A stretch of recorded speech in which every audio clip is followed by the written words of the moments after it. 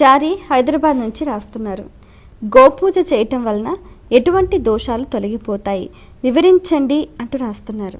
మనందరం భారతీయులు, భారతదేశంలో పుట్టి పెరిగేవారు అందరూ కూడా తప్పకుండా ఈనాడు ఈ వేగవంతమైనటువంటి జీవితంలో ఈ పారిశ్రామీకరణ, ఈ జనారణ్యములుగా అన్ని ప్రాంతాలు మారిపోయినటువంటి స్థితిలో గోమాత చోటు లేక చాలా బాధపడుతున్నది.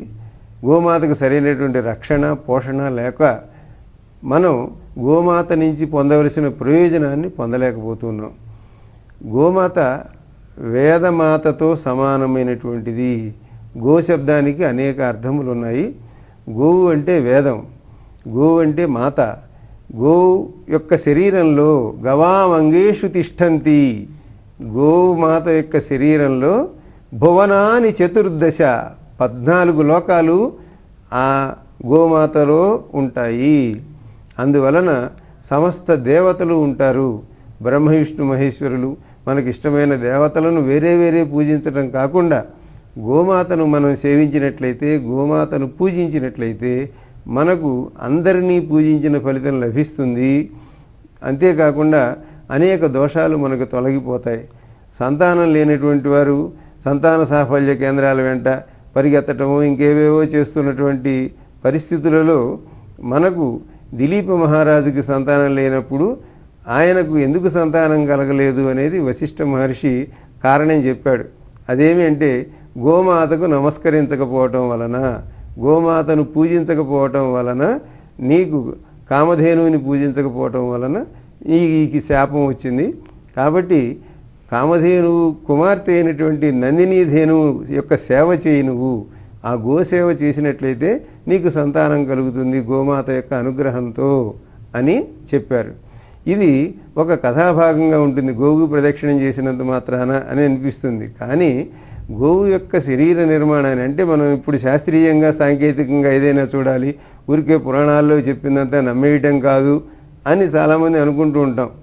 ఆ అనుకోవటంలో ఇప్పుడు శాస్త్రీయంగా నిరూపితమైనటువంటిది గోవు యొక్క మూత్రము, గోవు ఆవు పేడ, ఆవు పాలు, ఆవు పెరుగు, ఆవు నెయ్యి, వీటిని పంచగవ్యములు అని అంటారు.